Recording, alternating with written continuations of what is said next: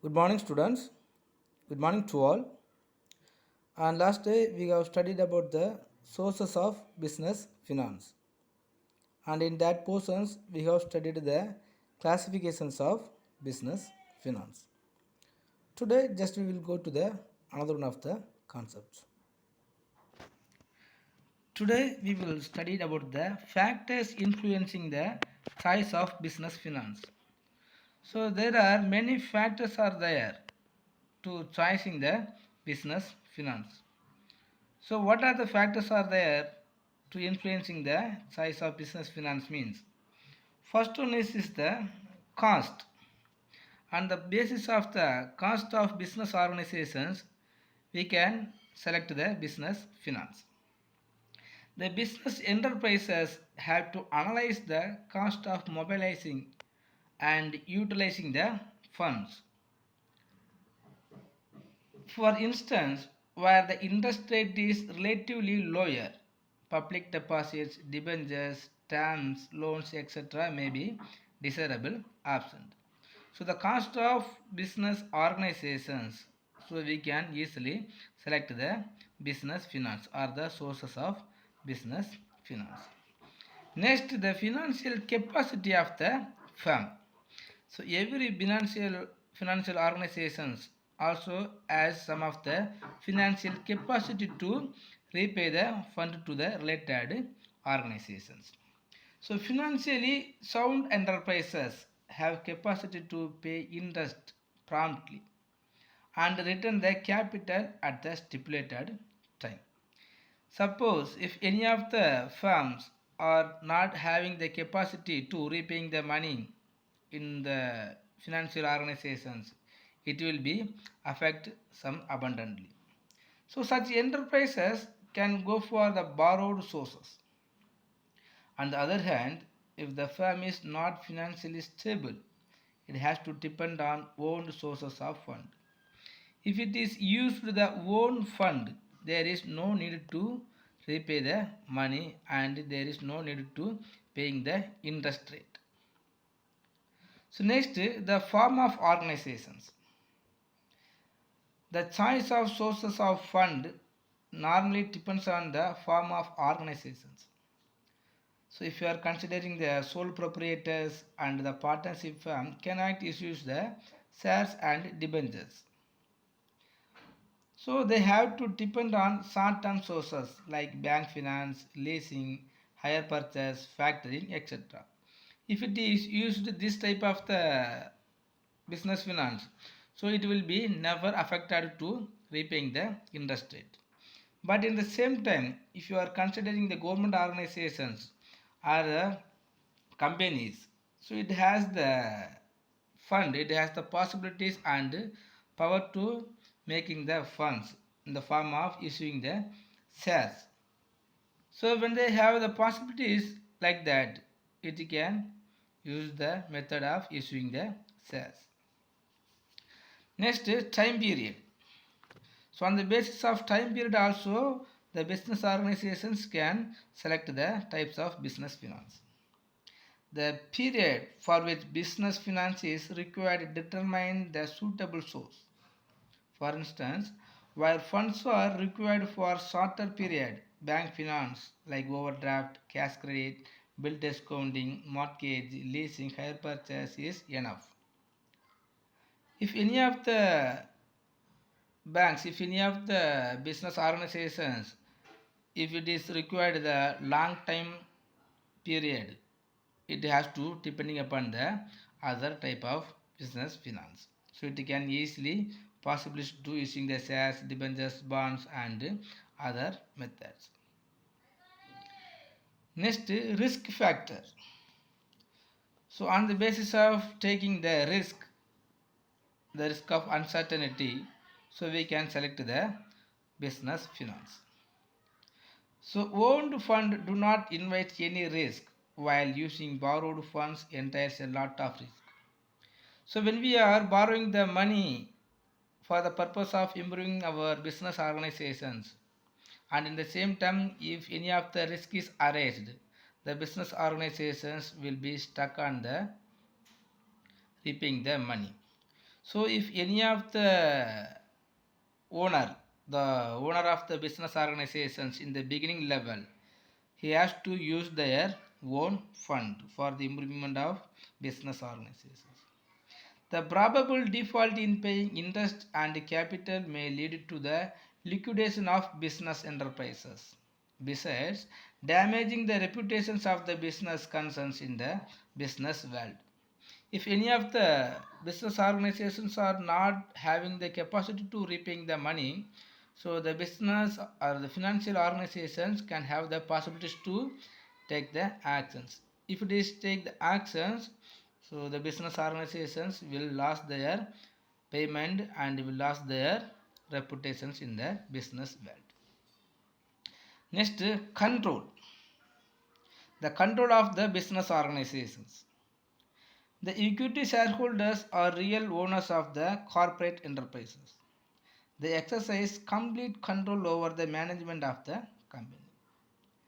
If the existing shareholders do not like to lose their control, they must not issue more equity shares to supplement the financial resource. If the full control is holding by the owner only, or if the persons have the unlimited liabilities, they have to use their own fund. If any of the business organizations has the responsibilities or the responsibility of the business organization spread out over throughout the shareholders, they can enter into the financial organizations. So on the basis of the control of the business organizations also we can choose the business finance. Next is stages of development. Stages of development mean, so many of the business enterprises are existing in our nations. The beginning enterprises are already in the existing business organizations are there. So a new business enterprises finds it harder to mobilize business finance than an established firm, because the already existing business organizations have the possibilities to earning more income from their business organizations.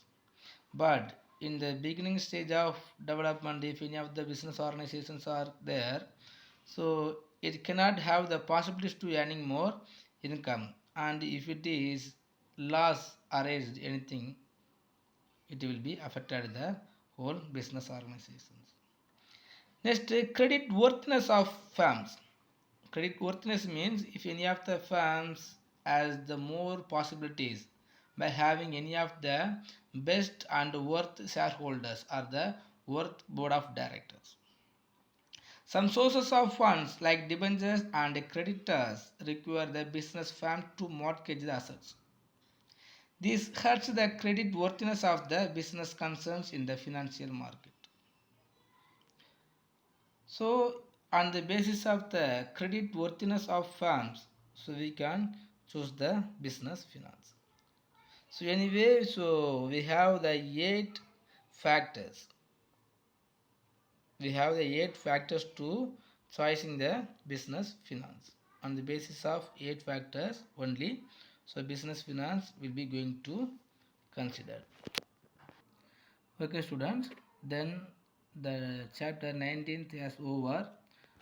So we have the time, so we will go to the next chapter, chapter 20, international finance. So first we have to know about the international finance. So international finance is a branch of financial economics that deals with the monetary interactions that occurs between two or more countries. So already we have studied, even if you are established any of the business organizations in the boundaries of our nations, the finance is need. But if it is like that, if any of the two nations are transaction our goods and commodities, that is called the international trade, or the international finance is concerned with the help of the international trade. So international finance plays a vital role in the international trade and in the sphere of exchange of goods and service among the nations. So already we have studied So no nations as the self-sufficient in any of the productions. So all the nations must be depending on other nations for their consumption of commodities. So some of the points are there, the importance of international finance. So all the nations must being in the need of international finance. Why? Some of the importance are there. So what are the importance mean? First, the international finance helps in calculating exchange rates of various currencies of nations and the relative worth of each and every nations in terms of thereof. Already we have studied about the exchange rate. Exchange rate means all the nations are doing in the international trade. When they are doing the international trade, so the different type of the currencies will transferring from one nation to another of the nations. So the transferring the currencies from one nation to another of the nations, it will be calculated. So on the basis of international finance, it will be help tool to calculating the exchange rate of various currencies of nations. And not only that, international finance helps the relative worth of each and every nations. On the basis of demand, the commodity, on the basis of demand of the commodity only, we can improve the export. So if we are increasing more export, the value of currencies will be increased. So we can easily calculate and comparing the value and worthiness of the money. Next, it helps in comparing the inflation rates and getting an idea about investing in international debt securities. So inflation rates are going to compare with the help of international finance, and we will getting some of the idea about investing in the international debt securities. So when we have the dealing in the international finance only, we can get some of the idea about investing in the international debt securities. What are the securities? What type of the securities are there?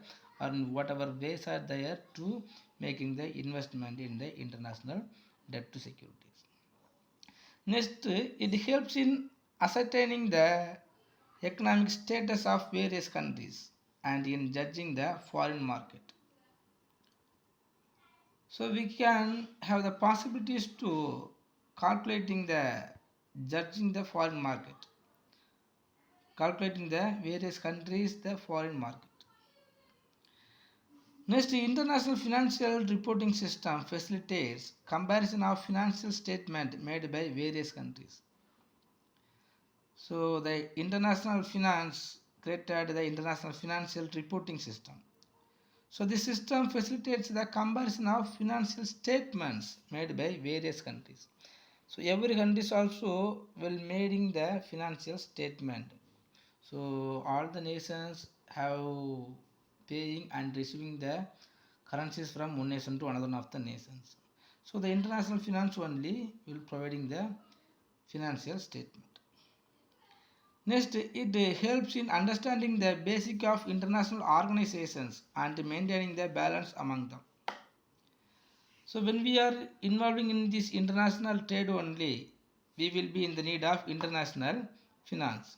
So when we are being in that, so we will come to know about the different type of the international organizations.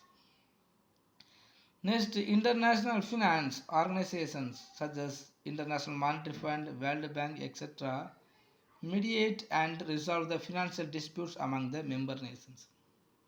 So after knowing about the International Monetary Fund and the World Bank, so we will come to know about the functions and the duties of the organizations, and because of that we will come to know about and we will get many of the benefits from that. Next, foreign direct investment. Foreign direct investment. I think you may have heard about the foreign direct investment because as I told already in our previous lessons.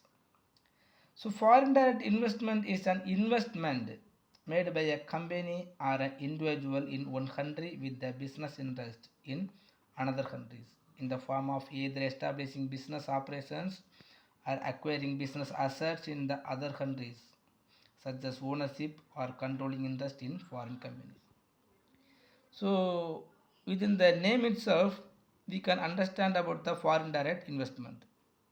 If any of the individual persons in one of the countries can easily make the investment on the another one of the business organizations in other countries, this is called foreign direct investment. So because of one of the time, so before 1990, so many of the investment or many of the investors were ready to make the investment on our countries, but our rules and the conditions of our constitutions it was not allowed.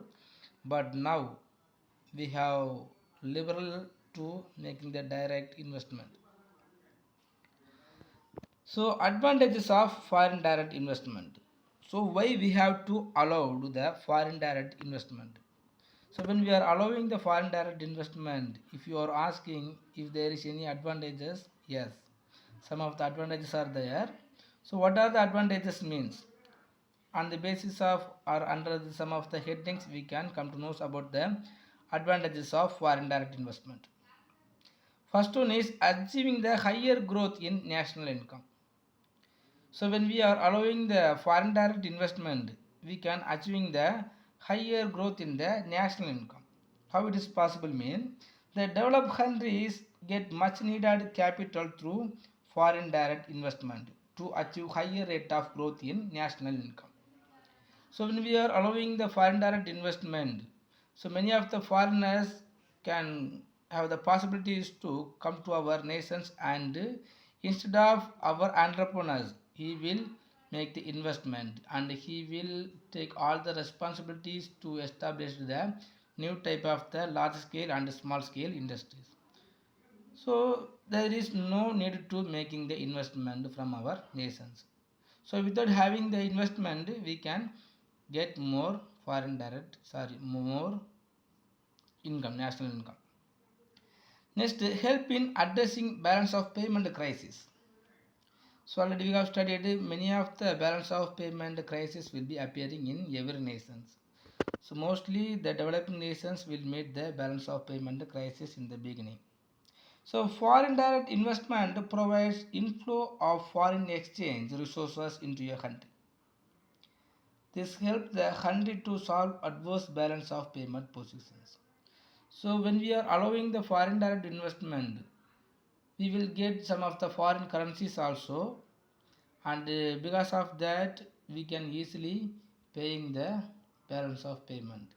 So we will be in the neutralized in the balance of payment. Next, faster economic development. How it is possible being the foreign direct investment brings technology, management and marketing skill along with it. So these are crucial for achieving the faster economic development of the developing countries. If you are considering the developing countries, you will be never power. We will have not sufficient power to borrowing the purchasing the new technologies and the skillful organizations. But when we are allowing the foreign direct investment, the foreigner itself will bring the all type of these facilities. So our economic development also will be improve as faster. Next, generating employment opportunities. So foreign direct investment generates a lot of employment opportunities in developing countries, especially in high skills areas. Because if any of the foreign direct investors want to investing in any of the developing countries, he must providing the skillful training to our host countries. So in this days, so most of the educated persons and uneducated persons can have the possibilities to get the employment opportunities. Next, encourage the competition in host countries. So, India foreign direct investment into developing country promotes healthy competitions. So this leads to enterprise in the developing countries operating efficiently and effectively in the market.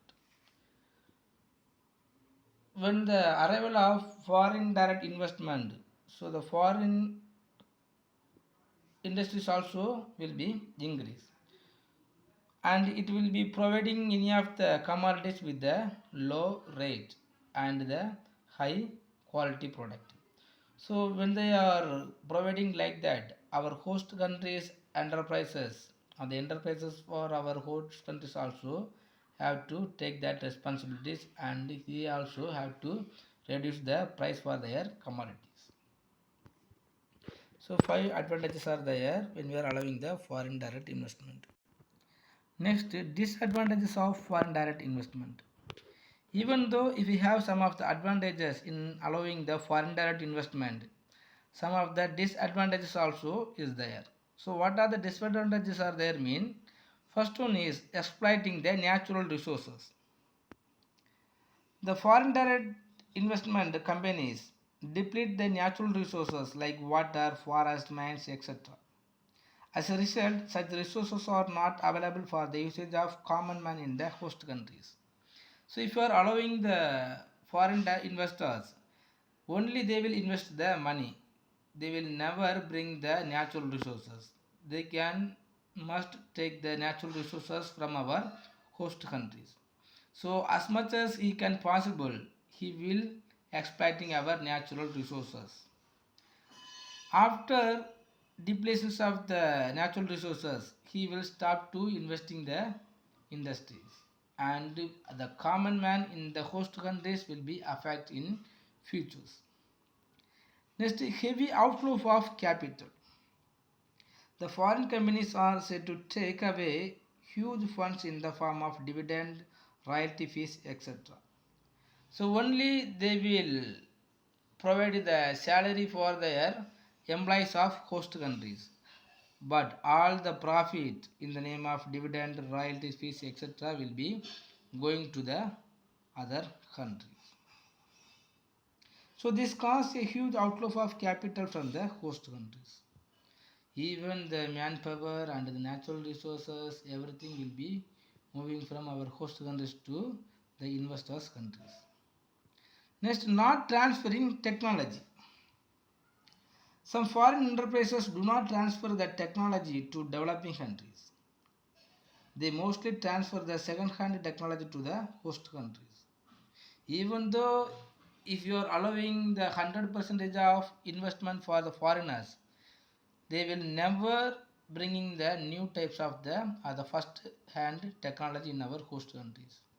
So the second hand technologies only will be bring here and made to the and if used for the industries. So some of the transferring technologies will not be appear.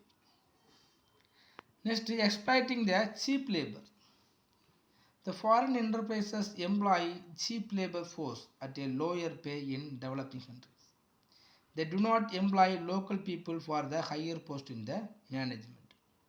If any of the uneducated peoples are there to doing some of the third hand work means the sweeper, helper, and some of the doing work only they will use. So they will never appointing the high posted people in the host countries. So further, they do not extend the privilege they usually give the employees in their home countries to the employees of the host countries. Next, creating monopolistic environment. So multinational companies which entered the host countries through foreign direct investment route create monopolistical conditions in the host countries through their market power. Because in the beginning only they will give some of the facilities, they will give some of the concession to selling in the low price. After that, if they are getting the good place in the market, he will become as a monopolistic persons.